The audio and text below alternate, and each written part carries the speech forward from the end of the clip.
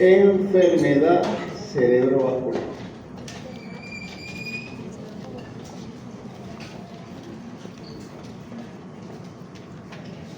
Han escuchado lo que se llamaba anteriormente un ACV, ¿correcto?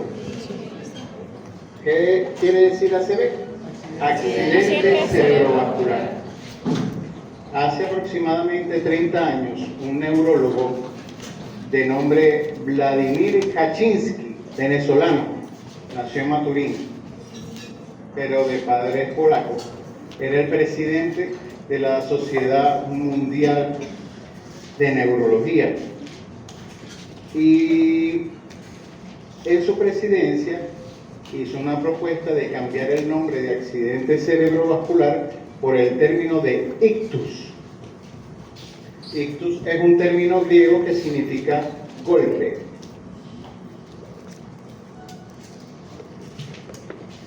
Porque el término accidente no daba el justo realce a toda la desgracia que conviene o que conlleva una enfermedad vascular en el cerebro. Como les explicaba el día martes, un paciente que tiene enfermedad neurológica no solamente se enferma a él, no solamente se afecta a él, sino que afecta a la familia y afecta a la sociedad. Desde todo punto de vista, desde el punto de vista biológico, psicológico, social, espiritual, y podemos hablar hasta económico, porque el justo aporte del Estado, hablando del Estado de los gobiernos, a la salud social, aquí en este país no se ve porque todo lo compramos nosotros. Si vamos por una clínica, nosotros la pagamos. Si nosotros vamos por un hospital, nosotros tenemos que comprar todos los insumos. Lo único que provee el Estado es el personal humano. Es decir, contrata a los médicos, contrata a las enfermeras, el camillero y todo eso, y la estructura, que a veces le echan una pinturita. Nada más. El gasto lo vemos nosotros. Por eso es cuando uno está en la consulta y le dice el tratamiento preventivo es más barato que una hospitalización.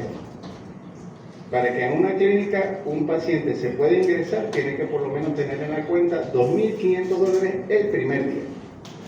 El primer día. Multiplíquenlo por 5 días que en promedio está un paciente hospitalizado cuando se debe hospitalizar. Es mucho dinero, mucho dinero. Bueno, en los países desarrollados, Norteamérica, en Europa, en Asia, esto lo paga el Estado. Lo paga el Estado. En un país, por ejemplo, como España, como Francia, que la expectativa de vida es alta, el riesgo de que un paciente quede con secuelas de ACV, eso acarrea un gasto al Estado. Y el estudio de esta enfermedad, poco a poco en los últimos 20 años, se ha venido acentuando, se ha venido desarrollando para evitar estos costes. El Estado invierte para evitar el coste y nosotros aprovechamos para aprender de la enfermedad. La enfermedad vascular cerebral, dependiendo desde el punto de vista anatómico, puede ser arterial o venosa. En los libros ustedes lo van a encontrar prácticamente exclusivamente arterial.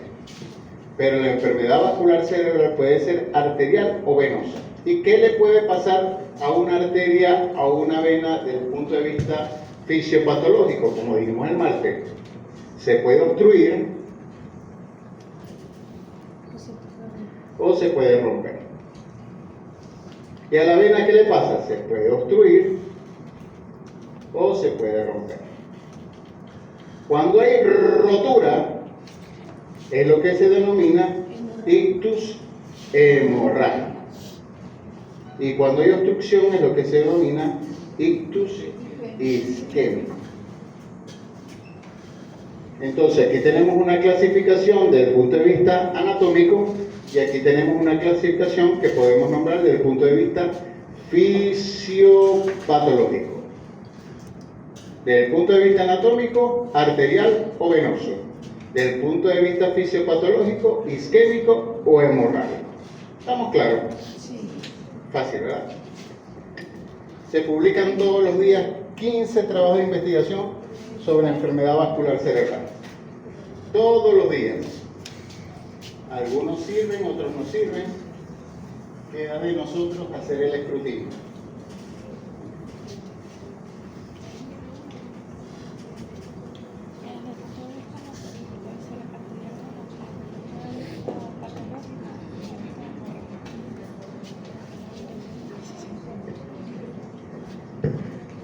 Desde el punto de vista, continuando con la dimensión fisiopatológica, el ictus isquémico se puede clasificar a su vez en lo que se denomina embólico y aterotrombótico.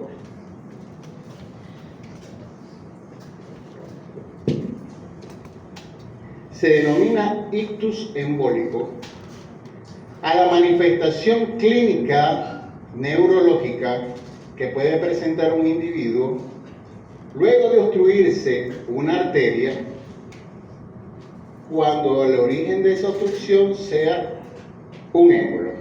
¿Dónde se puede formar un émbolo? La primera causa es cardíaca, es lo que se denomina ictus cardioembólico. Cuando el paciente tiene un estado predisponente en el corazón, ya sea el daño de una válvula, la válvula aórtica o la válvula mitral, o el paciente presenta arritmia cardíaca. El problema de la arritmia cardíaca no es la arritmia en sí, sino que después de un latido inefectivo viene un periodo de pausa. Y si ese periodo de pausa es largo, se puede formar o se puede coagular la sangre, y cuando venga nuevamente el envión del gasto cardíaco, empuja mecánicamente ese coágulo hasta obstruir una arteria cerebral. ¿Ok? La manifestación clínica del ictus, sobre todo el isquémico, va a corresponder a lo que se denomina un territorio vascular. Territorio vascular. ¿Y qué es un territorio vascular? Simplemente es el área de parénquima cerebral irrigado por esa arteria. La carótida tiene dos ramas terminales. ¿Cuáles son? Carótida interna y carótida externa. ¿Y la carótida interna? ¿Cuáles son las ramas terminales? La basilar de la carótida. Ustedes pasaron anatomía, ¿verdad? No se puede ver semiología sin anatomía. ¿Cuáles son las 4 ramas terminales de la carótida interna?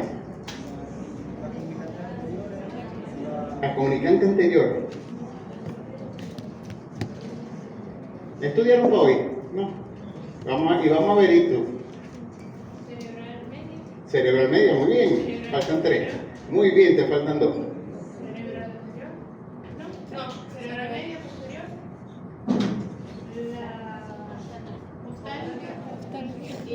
La Y la coroidea. Muy bien. Eso tenemos que tenerlo siempre en cuenta. Claro, ustedes no son neurólogos ni neurólogos vasculares, pero son médicos y aprendieron anatomía. Entonces, el territorio vascular, por ejemplo, el conocerlo, saber qué arteria irriga o cuáles son los síntomas que corresponden a un territorio vascular, clínicamente les puede ayudar a diferenciar un tumor, un absceso cerebral, de un ictus. Porque si las manifestaciones clínicas que presenta este paciente corresponden con el territorio, por ejemplo, de la cerebral anterior o de las ramas de la cerebral media, que si la opercular, la frontal, todo eso, si yo me lo aprendo, sé, este paciente puede tener el ictus en este territorio porque corresponden todas las manifestaciones clínicas. ¿Ok? Eso ya es mucho de especialidad, pero tienen que saber que eso existe y así se trabaja, Imagínense que estén en Europa y lleguen ustedes y el paciente con un ictus y van a colocar el Seldinger para colocar o extraer el trombo o colocar un stent. Si no examinan al paciente ni saben dónde probablemente esté el émbolo, ustedes van a meter y sacan, ay, aquí no está, ay, aquí no está, aquí no está. Y contraste. Y ya el paciente con insuficiencia renal no encontraron el émbolo por no examinarlo. ¿Entendido?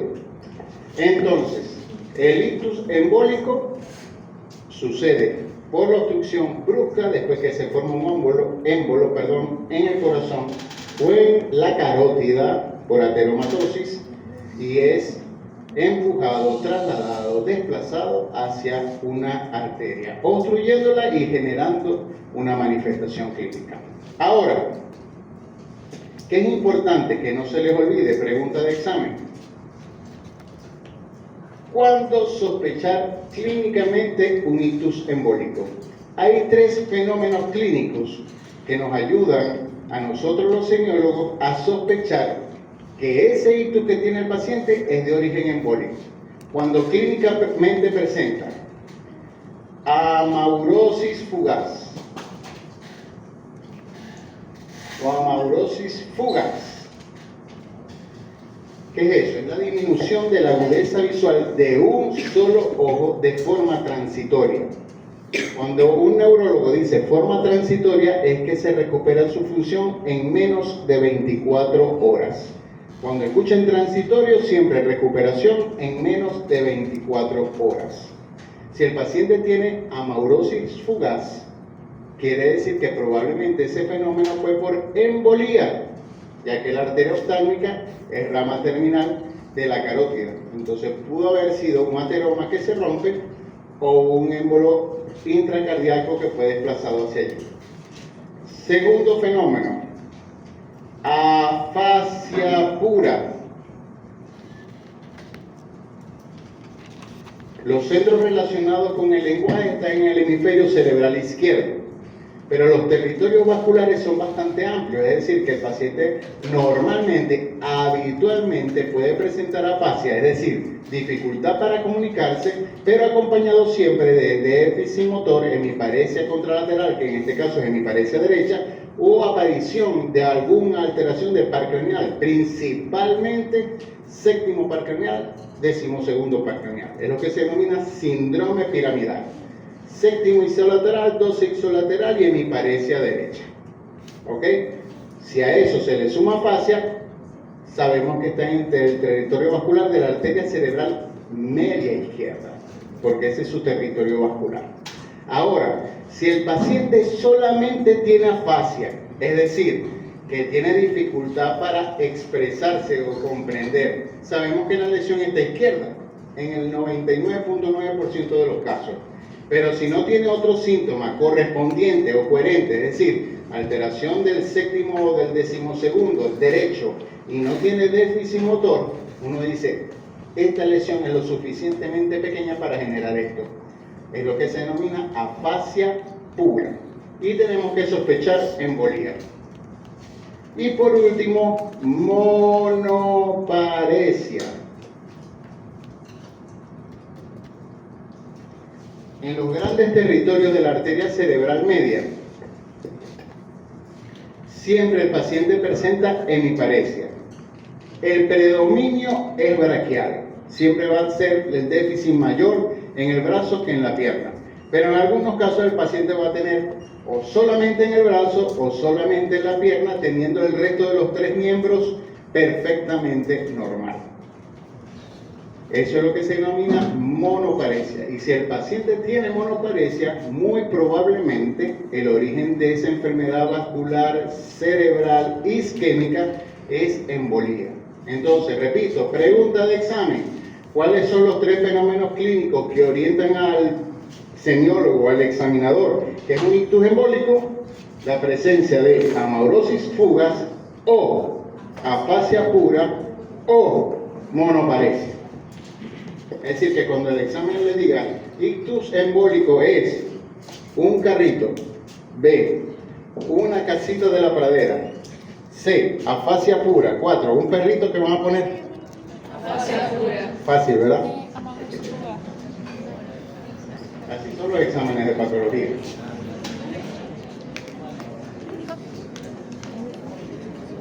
Los exámenes también. Preguntas así de selección. ¿Preguntas hasta ahora? Ninguna. El ictus aterotrombótico Está causado fisiopatológicamente por todos los fenómenos de aterosclerosis, de acúmulo de colesterol oxidado en las arterias, principalmente en las curvas de vaso que hay en todo el territorio de las ramas terminales de la carótida. El cerebro recibe irrigación de dos sistemas, un sistema anterior que es el sistema carotídeo, que es un sistema de alta presión, de alta velocidad, donde la carótida interna con sus ramas terminales irrigan principalmente todo el parénquima cerebral. Pero también hay un circuito que se denomina circuito posterior, que viene de ambas claviculares que forman la vertebral, ambas vertebrales forman la basilar y las ramas terminales de la basilar son las cerebrales posteriores. Irrigan lo que se denomina fosa posterior, cerebelo y tallo cerebral. Es un circuito de muy bajo flujo, de muy baja velocidad. Esas son las principales, diferencias en la circulación del sistema nervioso central, del parénquima intracraneal. Los fenómenos aterotrombóticos pueden suceder en ambos sistemas, pero principalmente en el sistema arterial. Ahora, el ictus isquémico tiene un apartado especial que debemos tener siempre en cuenta, que es el ictus en adultos jóvenes.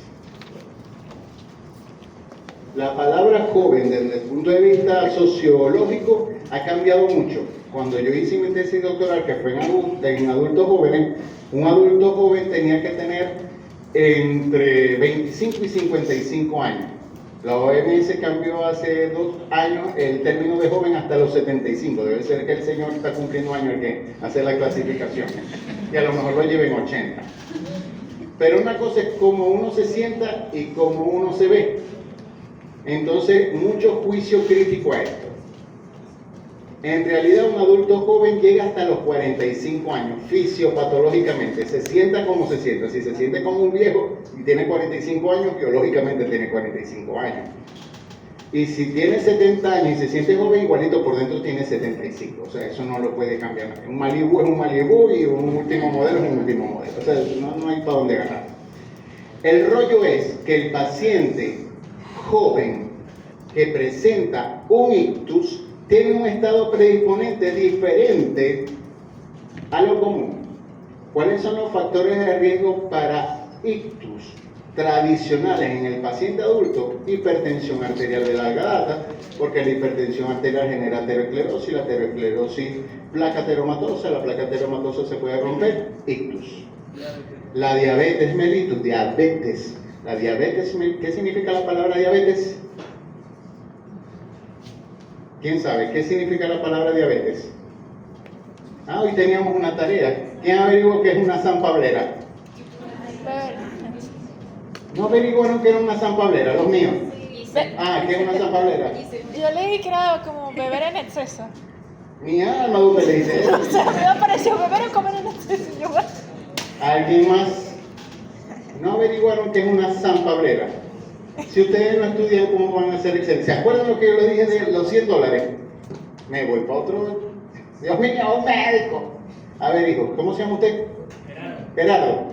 Yo dije que es una riña, una pelea, un disturbio entre gente. Claro, es una pelea, claro. ¿Y por qué se llama sanpablera? En términos de palabrería, pues no sé. Estudiaste superficialmente. ¿Alguien más, por favor? Nadie. Se lo tengo que decir. ¿Ah? ¿Perdón?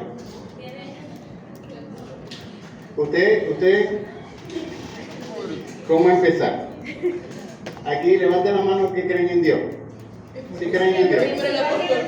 ¿Ah? No, ya va. Cristo vino y nos salvó a todos, ¿verdad? Pero el rollo era, ustedes saben que San Pablo era ciudadano romano. San Pablo era judío, pero era como decir, es venezolano, es maracucho, pero tiene la nacionalidad estadounidense. Y él perseguía a judíos, los mataba. Pero él se convirtió, se cayó de caballo, vio a Jesús, ¡ay, me convertí, ahora soy cristiano! Y él fue a predicar su cristiandad, su fe, a lo que llaman gentiles, que eran los paganos, los romanos, los griegos y todo eso. San Pedro, que era judío, puro, maracucho, rajado, dice, solamente cristianos pueden ser los que previamente son judíos. Es decir, tienen que estudiarse toda la religión judía, convertirse al judaísmo y después ser cristianos. Y San Pablo dijo, vos estáis locos, muchachos. Le escribe 3 cartas, que están en la Biblia, 3 cartas a San Pedro, mijo, estáis con enuresis ectópica. O sea, eso no es así. Y San Pedro no le quería hacer caso. Y fue San Pablo y se fue para Jerusalén. Y le formó un mollejero a San Pedro.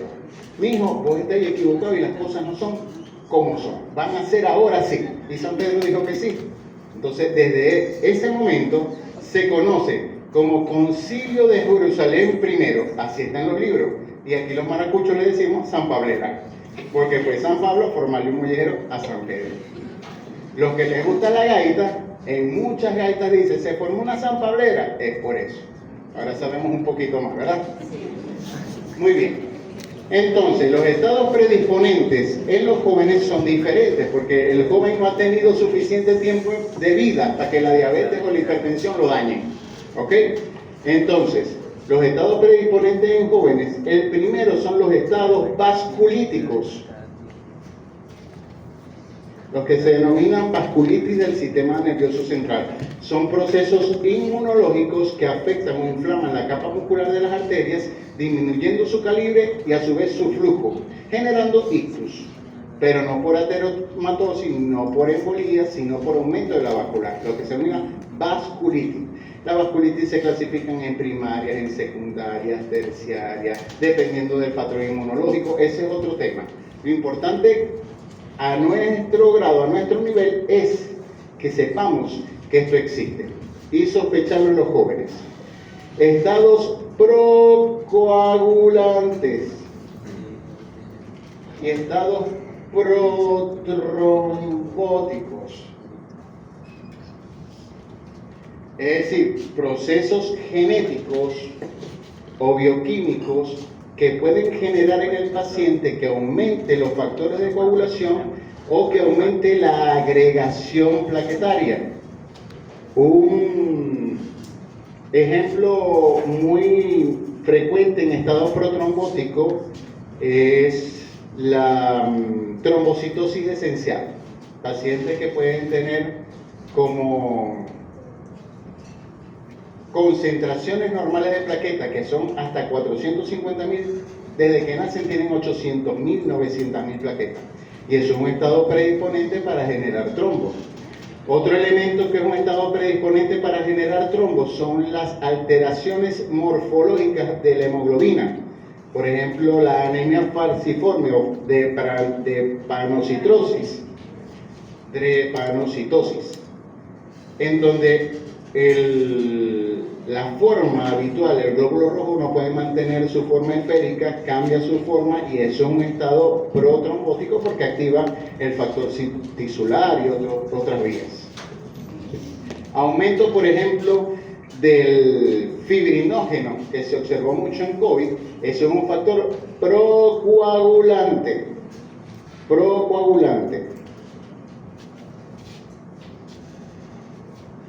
Los factores genéticos. Hay enfermedades genéticas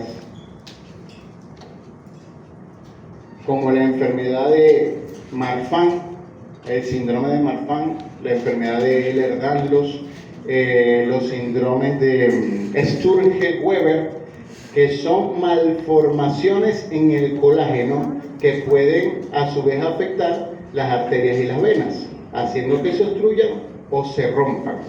Eso es lo que son los factores genéticos. Políticos, protrombóticos y los tóxicos. Todo paciente joven que presenta un ictus tenemos que sospechar consumo de drogas.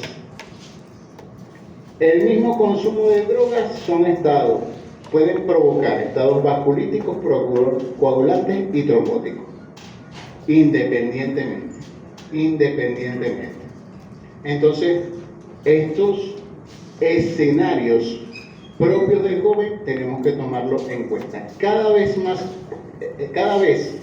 es más frecuente los ictus en jóvenes. Ustedes todavía no han pasado la primera revista en el hospital, ¿verdad? Ya la semana que viene, poco a poco, se van a dar cuenta de esto.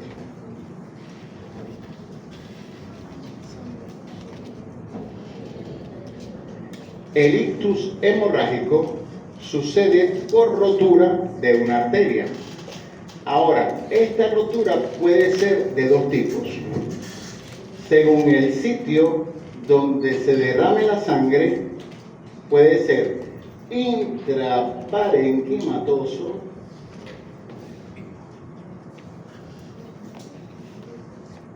o subaracnoideo.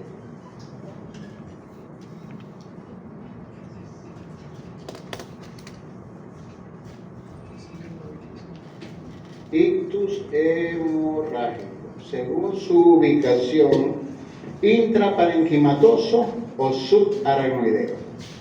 Desde el punto de vista fisiopatológico, la única causa dentro de lo que es enfermedad cerebrovascular del ictus intraparenquimatoso es la encefalopatía hipertensiva. Es decir, el paso a paso del ictus intraparenquimatoso, del ictus hemorrágico intraparenquimatoso es hipertensión arterial, crisis hipertensiva, encefalopatía hipertensiva, rotura arterial. Y cuando se rompe la arteria se acumula la sangre en un sector del parénquima cerebral, generando los síntomas dependiendo del sitio. Es decir, si el paciente va a tener el hematoma en la región occipital, puede presentar hemianopsia contralateral. Si el paciente tiene el hematoma en el hemisferio cerebral derecho, va a presentar déficit motor izquierdo. Si el paciente está en la región frontal, puede tener monoparesia derecha con afasia. Todo depende del territorio donde aparezca.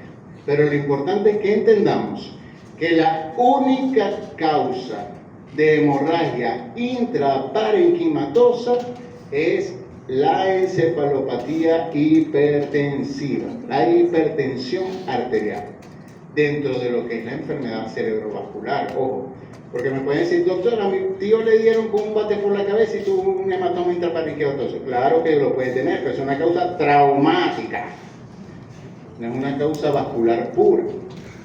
Ahora, ¿qué es la hemorragia subaracnoidea? Es la presencia de sangre en el espacio subaracnoideo, es decir, entre el cerebro y la aracnoides, como consecuencia de la rotura de un aneurisma. Un aneurisma es una malformación local de la arteria donde hay ausencia de la muscular, generando una alteración, ya la vamos a ver en las imágenes, en la forma. Es decir, si lo normal es que yo vea una arteria bien conformadita, larguita, el aneurisma es como una verruga dentro de la arteria, ocasionada por la ausencia de la capa muscular.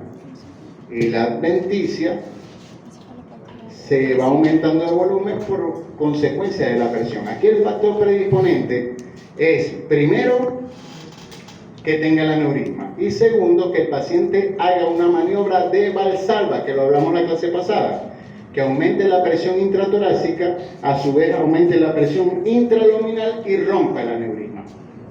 Y cuando se rompa no genera alteración intraparenquimatosa, es decir, el paciente con hemorragia subaracnoidea no va a tener ningún otro síntoma, solamente cefalea y vómitos, porque es un cuadro de hipertensión intracraneal aguda.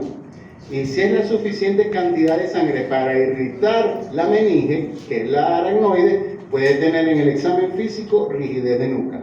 Y si tiene la suficiente cantidad de sangre que pueda generar alteración del estado de conciencia y desplazamiento a su vez por el resto de los espacios, puede tener hemorragia subhialoidea, como lo vimos en la clase pasada.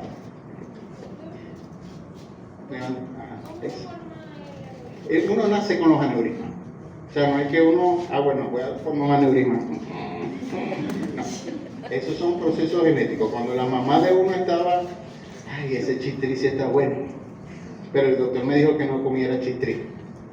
Pero ese chistrí sí está bueno, y se come el chistrí con aneurisma. O sea, los factores son desconocidos, pero está asociado a medicamentos, antibióticos, consumo de aspirina. A veces dice que hay medicamentos que son inocuos, clase A, por ejemplo la aspirina, el atamel, pero cuando uno va a hacer los análisis epidemiológicos de toda la serie de casos de los aneurismas o de las hemorragias subaracnoideas, siempre están esos punteados. Entonces tengan cuidado con los antojos. Si se llena suficientemente el espacio de sangre, dice que puede llegar a perder la conciencia. Las venas son una estructura muy olvidada dentro de la neurología, que a consecuencia de la pandemia del COVID han cobrado relevancia en los últimos años. Yo me gradué de neurólogo en el 2009 y en mis 3 años de posgrado yo no vi jamás en mi vida una trombosis venosa cerebral, jamás. Hice mi posgrado afuera, vascular, exclusivamente vascular. Nunca vi una trombosis venosa cerebral. La teníamos como un mito dentro de la neurología.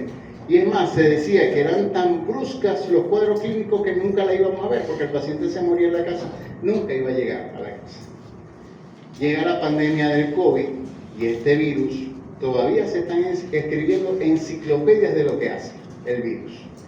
Pero uno de los factores, de hecho, el primer caso de COVID que tuvimos nosotros en el hospital universitario fue un infarto del miocardio. No sé, la manifestación clínica no fue respiratoria. Y el segundo, tercero y quinto caso fueron ictus. No tuvo manifestaciones respiratorias. En nuestra población, el principal tropismo del COVID fue vascular. Dentro del fenómeno vascular habían 2 fenómenos, los estados vasculíticos y los estados protrombóticos. De ahí es que empezamos a pedir a todo el mundo, y ustedes a lo mejor lo vivieron como paciente o como familia, fibrinógeno, porque era el marcador que teníamos a mano, que estaba, lo normal es 150 y todo el mundo tenía 500 y 600. Y las venas se empezaron a obstruir, empezamos a ver pacientes con hipertensión intracraneal, de nada, cefalea y vómito asociado a fiebre. Santo Cristo. Uno dice hipertensión intracraneal subaguda, como le dijo la doctora Isabel. Bueno, debe tener, pero no tenía rigidez nunca, la función lumbar estaba perfectamente normal y el paciente cada vez peor.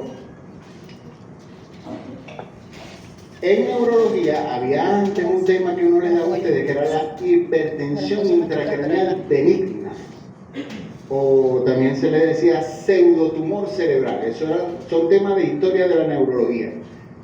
Que decían, bueno, que el paciente es que gordito, que los triglicéridos le aumentan, y porque los triglicéridos están altos, le da dolor de cabeza. Eso lo decían neurólogos. Con el advenimiento de las técnicas de exploración cerebrales, es decir, la resonancia magnética, fuimos un poco más allá y le empezamos a solicitar a los pacientes tanto las fases arteriales y venosas en la resonancia magnética, empezando a identificar trombos en las venas cerebrales. Desde la pandemia hasta ahora, la trombosis venosa cerebral ha cobrado relevancia. Hoy día, en el Hospital Universitario de Maracaibo, a veces uno dice, bueno, el Hospital Universitario, eso no sirve.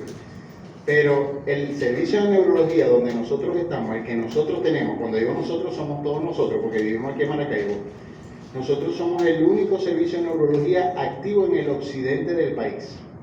Nosotros vemos pacientes de aquí del Zulia, de Falcón, de Lara, Trujillo, Táchira y Mérida. Y vemos del oriente de Colombia, porque allá no hay servicios públicos de neurología.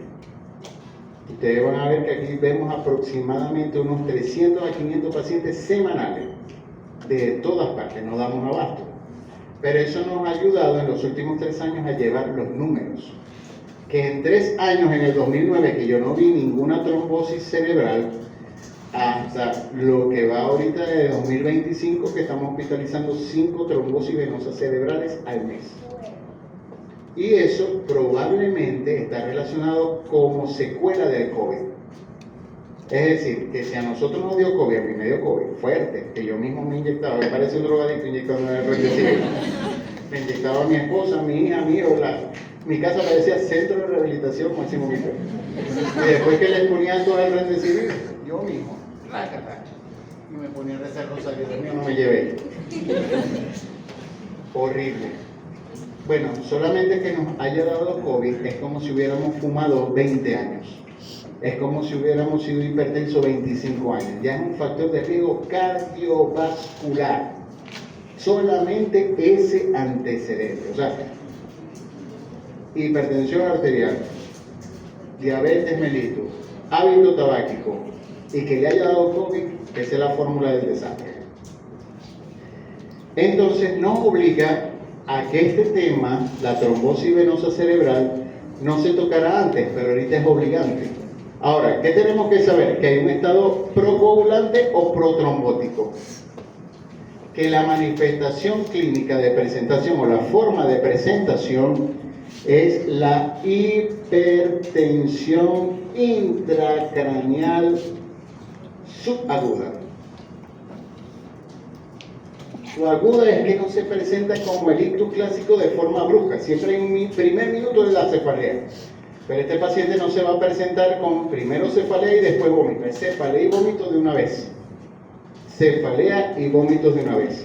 Y si esa trombosis sigue sumando territorios venosos, va a presentar alteración del estado de conciencia. Alteración del estado de conciencia. La forma de presentación es hipertensión intracraneal subaguda. No es déficit motor. Ahora, yo le explico a mis pacientes, doctor, ¿qué me pasó en el cerebro? Yo digo, así como tu abuela tiene varices en las piernas, toda fea, hay varices en el cerebro, toda fea. Esa vena se deteriora. Recuerden que las venas cerebrales no son como las venas de los miembros, son pliegues de meninges. Son pliegues de meninges. Entonces no tienen esa estructura de endotelio, no, nada de eso. Son pliegues de meninges. Y cuando se obstruyen parcialmente, después pasamos a la obstrucción total y esa vena, que es muy frágil, se rompe. Y el paciente puede tener hemorragia subarachnoidea como complicación de una trombosis venosa. Hay otra segunda complicación que tenemos que tomar en cuenta, que son los infartos venosos. Que esas venas se dilatan, obstruyendo arterias, generando un ictus. Eso es sumamente interesante. No es tan frecuente como el ictus arterial, como la enfermedad arterial, ni hemorrágica ni isquémica, pero lo tenemos que tomar en cuenta, porque si pensamos rápido, le salvamos la vida al paciente, porque le colocamos su anticoagulante, en 24 horas aquí estoy yo, ya me mejoré. Y a ustedes le sacan una foto y se la guindan en la pared de la casa para ponerle una velita y rezarlo, porque de verdad que son cuadros clínicos que les da a los jóvenes, y algo que tenemos que aprender desde ya. No lo van a vivir a carne propia tan pronto, a lo mejor cuando ya estén en clínica o sean médicos y estén en una emergencia, ustedes son los responsables. Cuando llegue un joven en la emergencia, tiemblen. Si llegan, los jóvenes no se quejan. Ustedes pueden tener una neumonía y están tosiendo 20 días, 30 días, hasta que le dicen, ay, como que me siento mal. Y cuando ven el absceso pulmonar, hay que decorticarles el pulmón y hay que operarlos. Y cuando un joven se queja, debe ser algo grave. A no ser que sean 10 hermanos y él sea el menor. Ay, bendito conmigo. Y lo llevan, pero eso no va a ir para el hospital, se lo llevan por una clínica. ¿Quién iba a preguntar algo? Nada, ok. Profe, yo tengo dos preguntas. Pregunta, Gaby. Ajá, la primera era, ¿cómo, si hay alguna diferencia entre las manifestaciones clínicas del ictus embólico y el aterotrombótico? Claro, aquí dijimos, el ictus embólico principalmente es afasia pura, amaurosis fugaz o monoparesia. El aterotrombótico siempre las manifestaciones clínicas son más. ¿Ok? Tú vas a sospechar embólico solamente cuando tengas estos tres fenómenos. Si el paciente tiene déficit motor, pero en vez de monoparesia tiene hemiparesia, y eso es aterotrombótico, fisiopatológicamente hablando. ¿Ok? Es muy difícil que se forme un émbolo de tal tamaño que obstruya la cerebral media. Eso no va a pasar. Tiene muchos sitios donde llegar y estacionarse antes de llegar a la cerebral media. Entonces, paciente con un síndrome piramidal completo, embólico, no va a pasar. ¿Y la otra pregunta? La segunda es, ¿en dónde usted ha visto más los ictus? Por lo menos cuando nosotros vimos neuroanatomía, nuestro doctor nos comentó que era más común que hubiera ictus en la arteria cerebral media, a nivel de la cápsula interna. En la cápsula interna. Sí, la cerebral media es el estacionamiento más grande de la gomol. O sea, la carótida sigue directo hasta la cerebral media. Las otras colaterales, la comunicante posterior, la oftálmica y la coroidea son arterias pequeñas. Y por el flujo, eso es como si estamos en una cola, te empuja hacia la cerebral media y sus ramas. El ictus hemorrágico es más frecuente en las ramas de la cerebral media, porque esas ramas tienen la particularidad de que tienen la misma extensión desde el inicio hasta el final. Es decir, no hay una redistribución de flujo por calibre. Y lo otro, que las ramas de la cerebral media no tienen capa muscular. Entonces la hacen predisponente a que la hipertensión arterial las dañe. Las daña previamente por la formación de un fenómeno que se llama aneurisma de Charcot-Bouchard. Eso lo van a ver en anatomía patológica. Que se erosiona la arteria debilitándola, y cuando hay el pico de hipertensión arterial se rompe. ¿Ok? Eso ya es más histopatológico. De nada, estamos para servirles. Otra pregunta, lo que ustedes quieran. Aiza. También, hablando también de neuroanatomía, el doctor que me dio clase nos dijo que para salir de una hipertensión intracraniana era muy difícil, o sea, era un cuadro que era bastante difícil. Entonces, quería preguntar cómo es que el paciente puede salir de esos casos. O sea, el paciente no está encerrado para que vaya a salir, ¿no? O sea, no vamos a liberar un esclavo ni vamos a hacer atención. La hipertensión intracraneal tiene muchas causas. ¿Qué es la hipertensión intracraneal? Simplemente el aumento de la presión dentro del cráneo. Lo normal es que mida la presión 20 milímetros de mercurio, 20 centímetros de agua, como ustedes lo quieran decir. Ahora, no es que sea difícil o sea fácil. El reto, el desafío es encontrar la causa. Por ejemplo, si tenemos el cerebro, ¿verdad? Y este paciente tiene un fenómeno que se denomina hidrocefalia, ese acúmulo de líquido cefalorraquídeo en los ventrículos genera hipertensión intracraneal. Entonces, si yo diagnostico la hidrocefalia, tengo que colocarle una válvula. Le coloco una válvula, dreno todo ese líquido al abdomen y se acabó, lo resolví. No fue difícil. Difícil que el neurocirujano te haga caso y que lo quiera operar. ¿Ok? En el caso, por ejemplo, de la trombosis venosa cerebral, si vemos un corte lateral del cerebro, aquí tenemos el tallo cerebral, aquí tenemos el cerebelo, un poquito. El seno más grande, la vena más grande que tiene el cerebro es el seno sagital superior. Y si vemos que el paciente tiene una obstrucción, lo sospecho y le identifico, simplemente tengo que anticoagular. Si estuviéramos en España, tiene una trombosis venosa cerebral, va para la sala de radiología, le colocamos un Seldinger, buscamos la vena, llegamos hacia el trombo y lo jalamos con el reboqueño. Se restituye el flujo y se mejora la hipertensión intracraneal de una vez. El rollo es hacer la discriminación primero clínica para establecer cuál es el estudio paraclínico idóneo para ubicar la causa y resolver, tener los recursos para resolver. ¿Ok?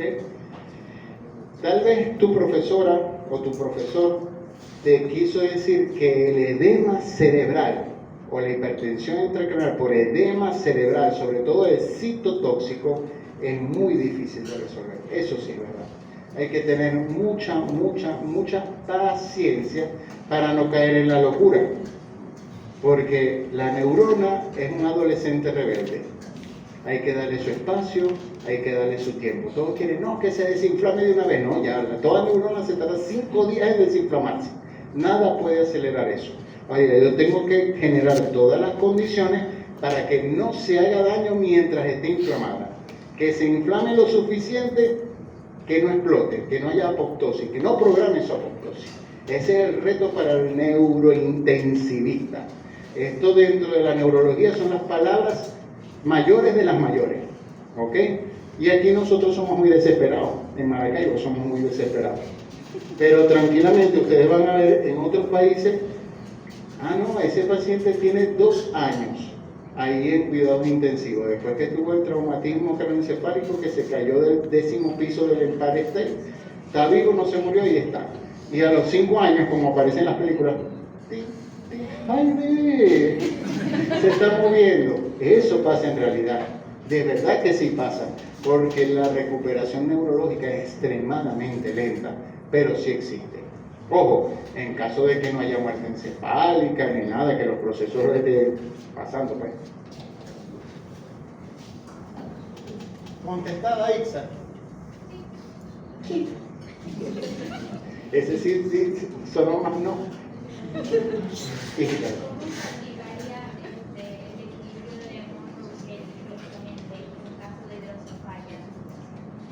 No hay cómo se aplicaría. La ley de Monroe y Kelly dicta que hay 3 componentes en el cráneo: sangre, líquido y parénquima. Y todo lo que no es sangre y parénquima se va a llenar de líquido.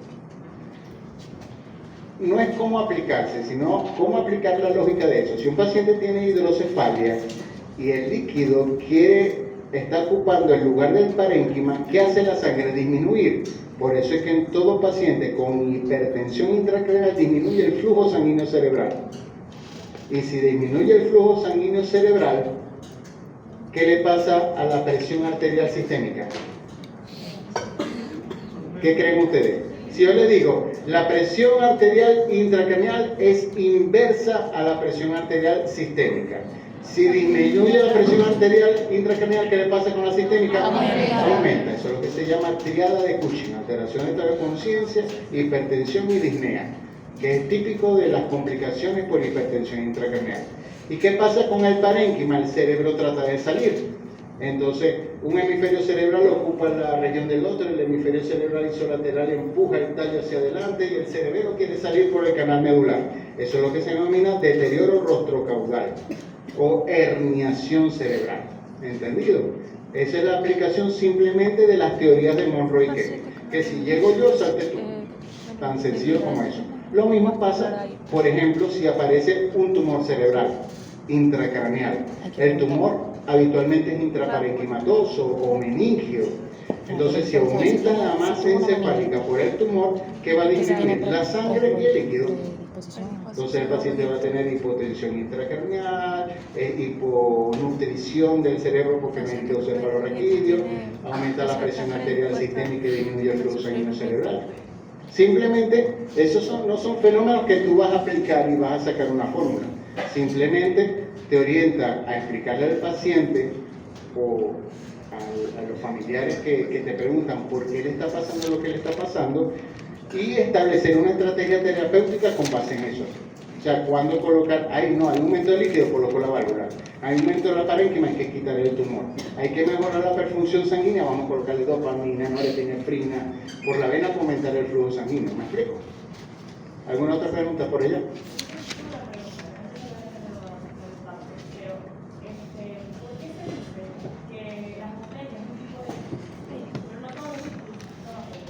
Ok, la apoplejía es un término muy antiguo que indica el déficit motor brusco. Apoplejía. Apo, que le cae encima. Plejía, déficit. ¿Entendido? Ese término lo utilizaron los griegos y es prácticamente sinónimo de ictus. ¿Por qué antes se utilizaba? Porque antes se utilizaba de todo. Ahorita se está utilizando ictus, pero a lo mejor cuando ustedes sean médicos ya ictus no. Yo no estoy de acuerdo con la palabra ictus. Yo prefiero que le digan infarto cerebral o hemorragia cerebral. Porque dejan por fuera las venas y las venas tienen que ser reivindicadas. Pero es simplemente semántica, chicos, simplemente semántica. En los periodistas les gustan mucho esas palabras raras. No, al Papa le dio una apoplejía, porque tú ves como, ay no, esto no me parece muy grave, pero apoplejía, eso ya es que se va a morir. Otra pregunta, por acá. Doctor, una pregunta. Un paciente que tenga, no sé, una meningitis bacteriana, ¿tiene riesgo de ictus? El paciente con cualquier infección intracraneal, una de sus complicaciones es la vasculitis. ¿Ok? Ya sabemos que la vasculitis es un estado predisponente en el joven, pero en este caso son complicaciones de la infección intracraneal. No le puede decir sí como un ictus. Un paciente con ictus es que previamente estoy perfectamente bien y después estoy perfectamente mal. Pero tu pregunta es muy interesante. ¿En qué sentido? Cuando estamos cuidando a un paciente, por ejemplo, ustedes son médicos generales o ya son internistas y llega el paciente, doctor, doctora, yo no me quiero enfermar, yo no quiero que me dé un ACV.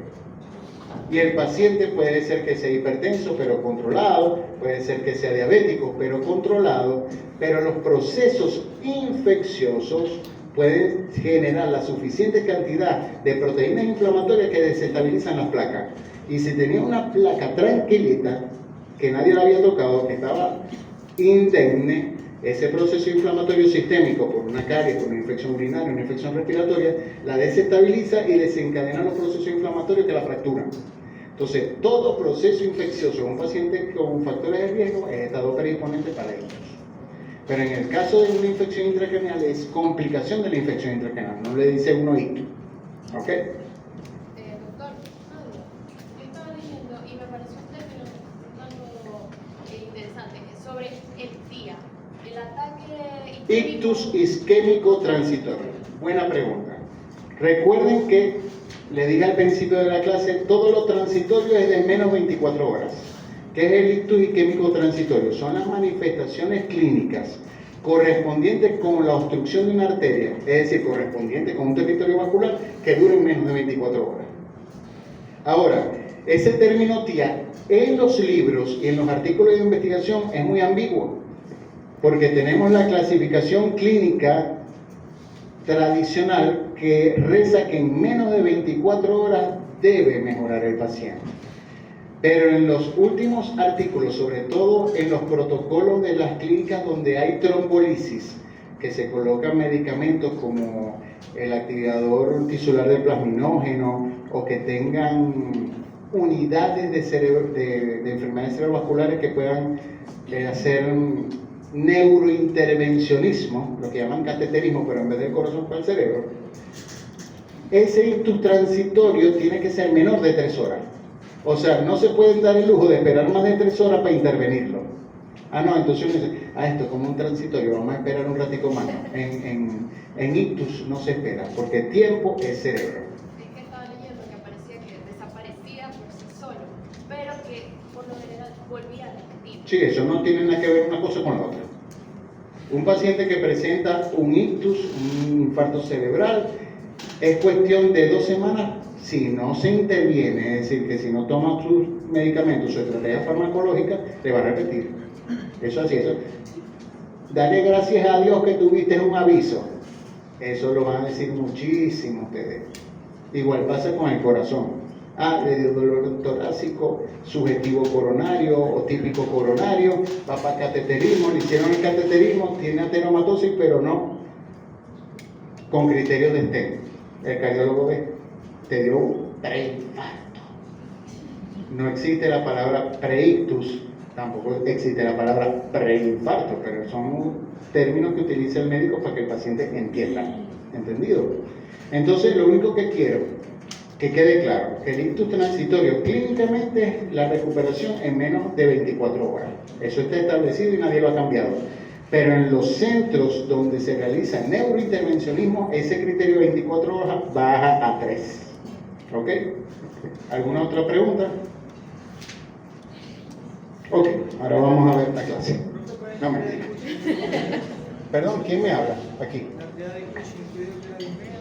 disnea, hipertensión y alteración del estado de conciencia. Luces, por favor. Ahora vamos a ver las imágenes del ictus. Fíjense aquí en la primera lámina. El 29 de octubre es el Día Mundial del Ictus y ya los estamos invitando. El Servicio de Neurología, el posgrado de Neurología, los está invitando a todos a las jornadas regionales de enfermedad cerebrovascular. Se celebran todos los años, el 29 de octubre. Este año va a ser en el Colegio de Médicos y es gratuito. ¿Por qué lo hace el posgrado? ¿Por qué lo hace el servicio? Para fomentar el conocimiento de la enfermedad cerebrovascular y evitar que siga aumentando las estadísticas de su enfermedad.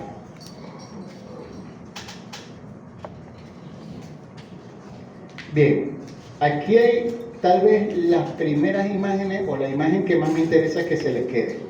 Que si no pensamos rápido en el paciente con enfermedad vascular, va a generar secuelas. Va a generar secuelas. Después que el paciente pasa la puerta de la emergencia, eso es responsabilidad del médico.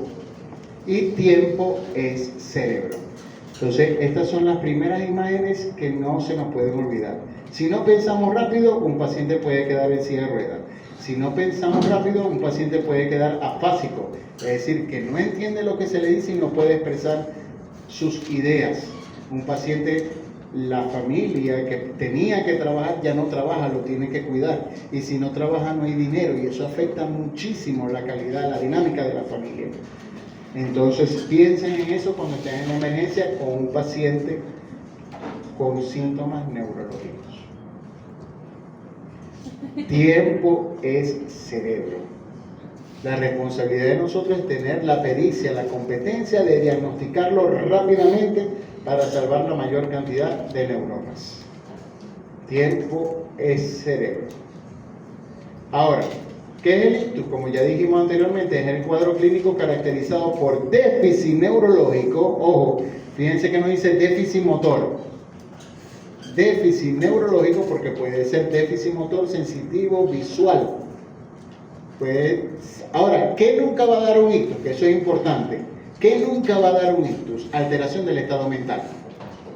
Un paciente con un ictus no va a estar vuelto loco, no va a estar agitado, no va a estar agresivo. Nunca, nunca, nunca. Y nunca un paciente con ictus va a tener fiebre.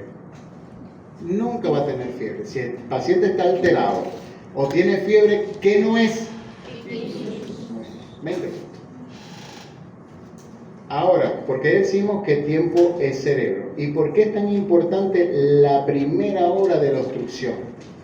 Porque en la primera hora de la obstrucción, en el sitio, en la diana, en el centro de la lesión, desde el punto de vista histológico, en el parénquima, en la primera hora se programa la apoptosis, es decir, esa neurona no estalla, no se rompe de una vez, pero induce la isquemia al ADN a formar todas las proteínas necesarias para que dejen entrar calcio a la neurona y estalle. Hay un fenómeno que no lo vemos, no es parte del tema, pero lo que se denomina encefalopatía hipóxico-isquémica. Por ejemplo, eso lo van a vivir con cierta frecuencia en una sala de operaciones. Los que quieran ser cirujanos, es importante que un anestesiólogo esté pendiente de su paciente, porque durante una intervención quirúrgica el paciente puede caer en paro y ustedes no se dan cuenta.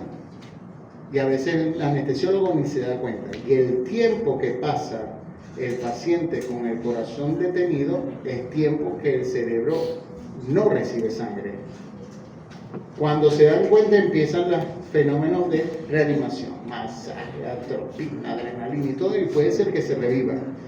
Y fíjense que en las primeras 24 horas después de la resucitación el paciente puede hablar.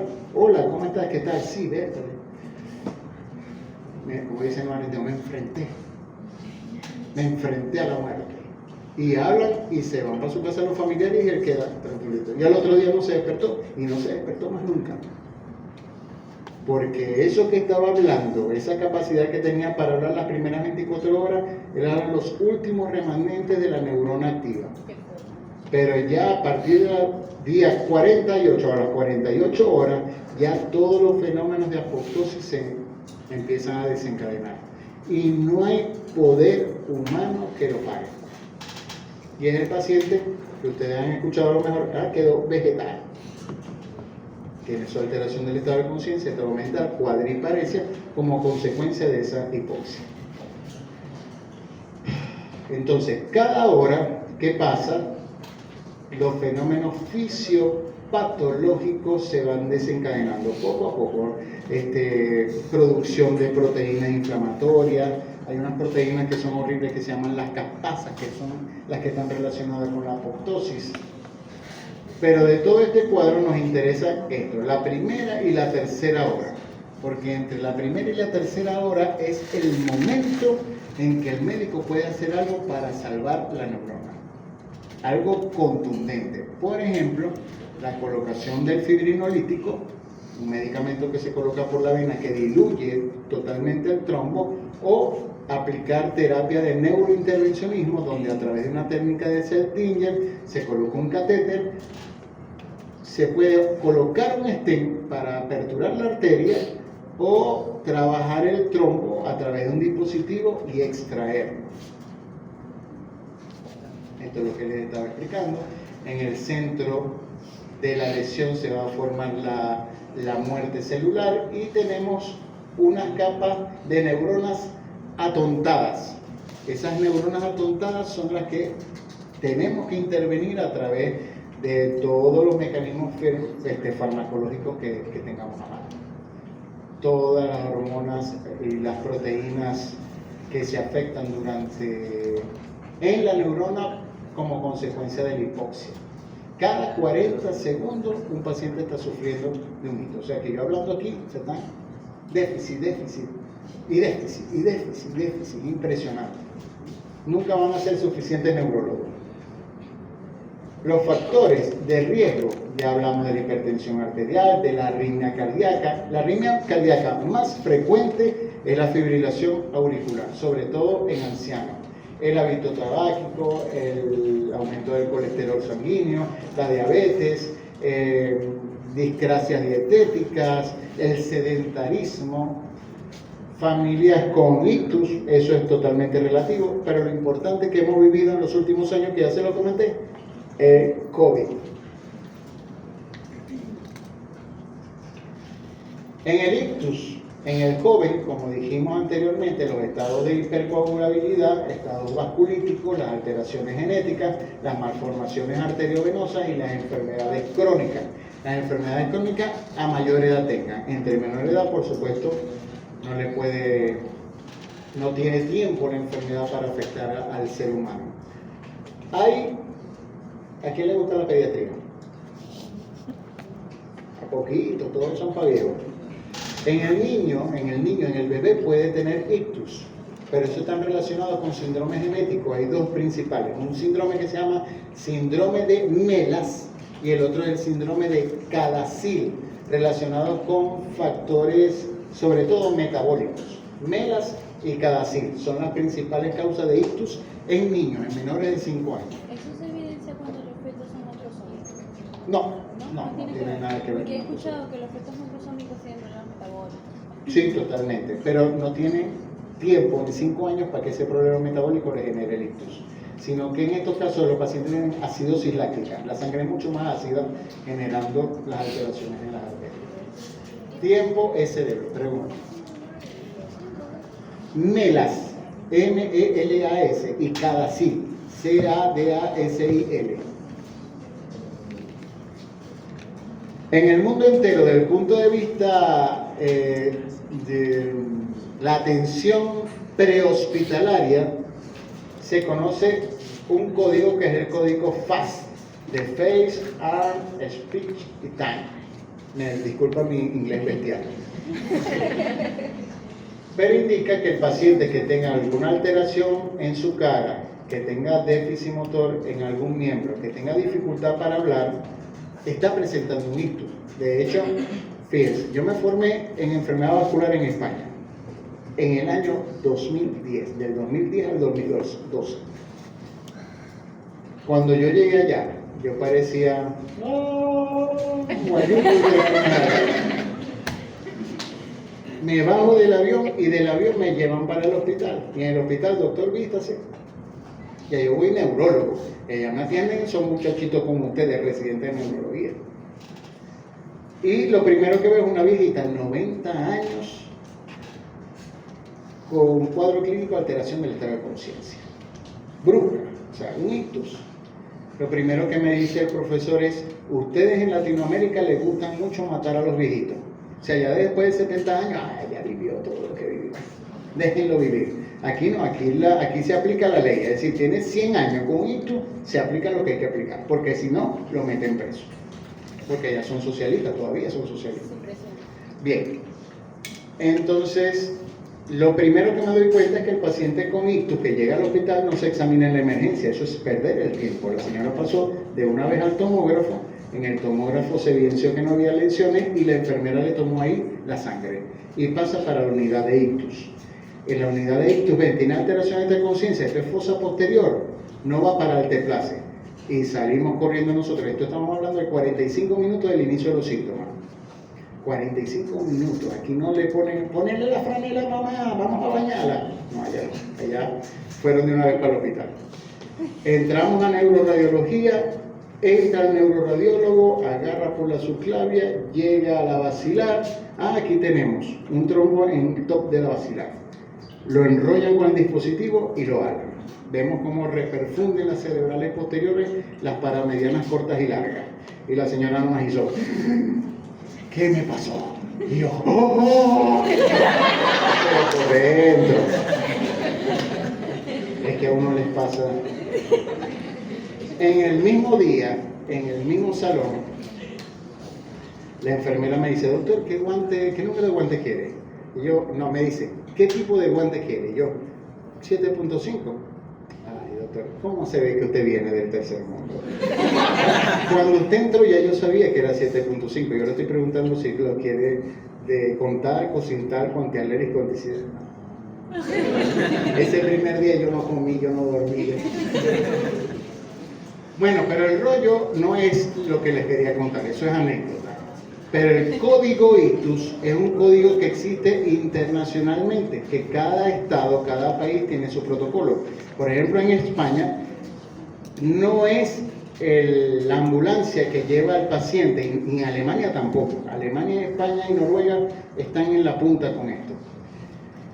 Las ambulancias pueden abordar el paciente en casa, pero la ambulancia no lo lleva al hospital, sino que ellos se desplazan a la plaza más cercana y un helicóptero llega a la plaza para llevar al paciente al hospital, para disminuir el tiempo puerta aguda, o sea, desde que llega al hospital hasta que le colocan el dispositivo o le colocan la activicia. Lo normal es que sea una hora, donde yo me formé estaba en 45 minutos, pero en Alemania están en 25 minutos. O sea, llama el viejito, tengo un ictus isquémico en la arteria cerebral media izquierda. Así lo dicen en perfecto alemán. Las ambulancias en Alemania tienen resonadores portátiles, o sea, no tomógrafos, resonadores, le hacen como si fuera la ecografía, pero la resonancia. Y ya tienen ubicado, y ya en la emergencia, ni siquiera en la emergencia, el neurólogo está ya así con la aguja. Le coloca 25 minutos, código ictus. Se necesita mucha cultura y empeño de todos los factores. Ojalá que Dios nos permita que a través de el fomento del conocimiento y la importancia de la enfermedad cerebrovascular podamos lograr todo eso aquí. Porque aquí podemos llegar rápidamente del puente al universitario en 10 minutos. O sea, aquí no se necesita un helicóptero. Se necesita cultura de la gente que se aparte con la ambulancia. Aquí suena uno, decía, y uno se le pega atrás, pega más rápido.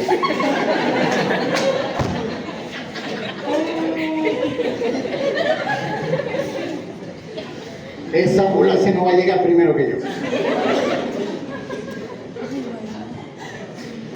Bien, ¿qué no se nos puede olvidar desde el punto de vista clínico? Que toda enfermedad vascular es de inicio súbito. que el déficit neurológico siempre va a corresponder al territorio vascular, es decir, si tiene hemiparesia, disartria, afasia, vértigo, hemianopsia, todos esos fenómenos dependen del territorio vascular que está afectado. Doctor, ¿qué es hemianopsia? Hemianopsia es cuando hay una afectación del campo visual. Tú tienes un campo visual completo cuando ves con tus dos ojitos y media pantalla se nubla. Eso es lo que se denomina hemianopsia y eso es consecuencia de alteración en el parénquima occipital. Aquí podemos ver unas imágenes, unos espectros de onda de ecografía vascular cerebral, donde esto es un espectro de onda normal durante la sístole y durante la diástole. Y a medida que disminuye el calibre del vaso, va a disminuir el flujo sanguíneo. Como les expliqué anteriormente, flujo anterior, circuito anterior y circuito posterior.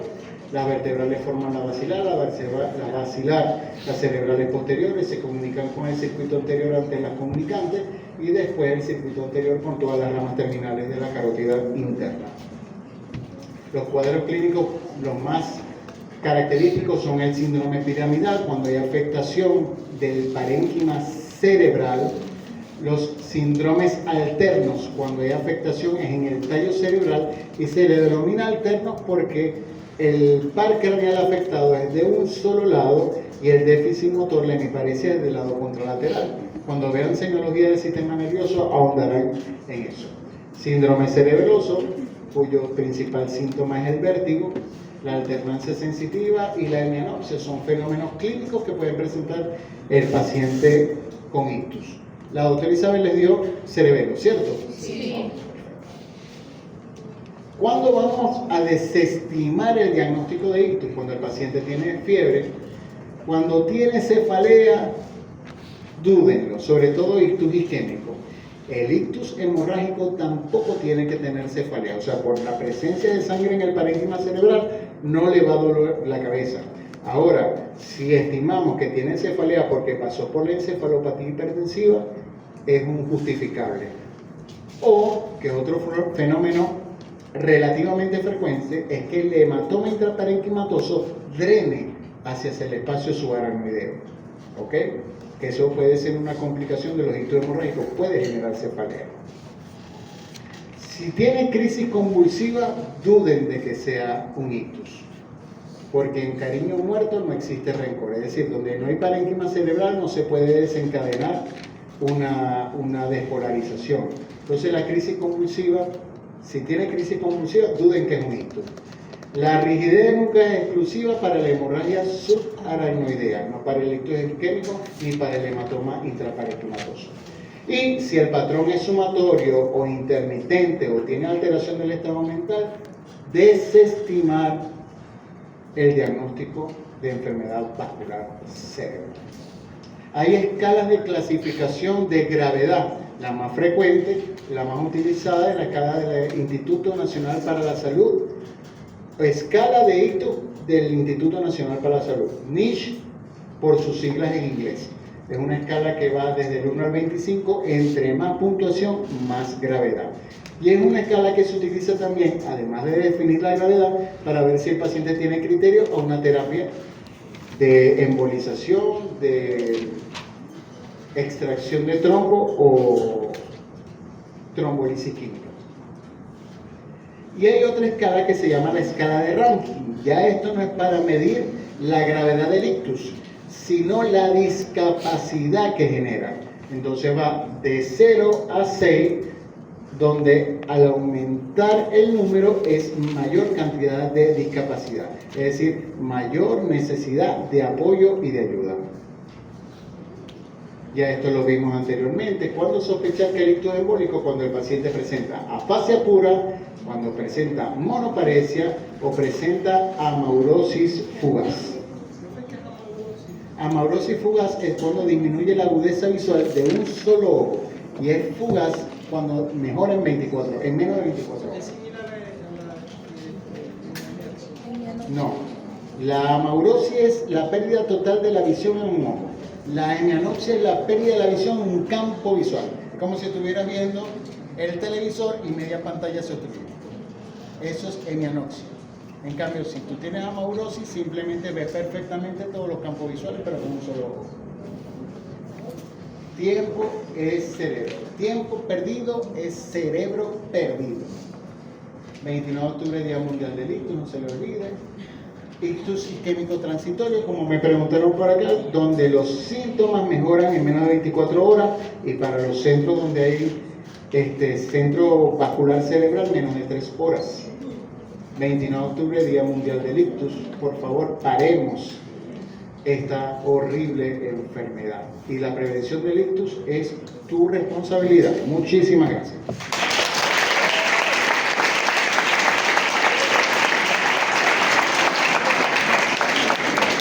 Preguntas. Allá está. Doctor, ¿es posible que un paciente que esté presentando un ictus tenga fotofobia? Fotofobia no. O sea, si la tiene y si no la tiene, no es un negativo pertinente. O sea, si la tiene o no la tiene, no es trascendente para sumar. Bien, bueno jóvenes, esta es la última clase que yo les doy a ustedes. Estamos a la orden en el servicio de neurología, estamos ubicados en el segundo piso del hospital universitario. Para cualquier paciente que tengan, duda que tengan con sus compañeros, estamos a la orden. Espero que hayan sido de provecho todas las clases. Continúan con la doctora Roxana los viernes, a partir del viernes que viene, y debe iniciar el módulo de cardiología. Tengo que comunicarme con la doctora Nora, pero los de Nora, ¿quiénes son los de Nora?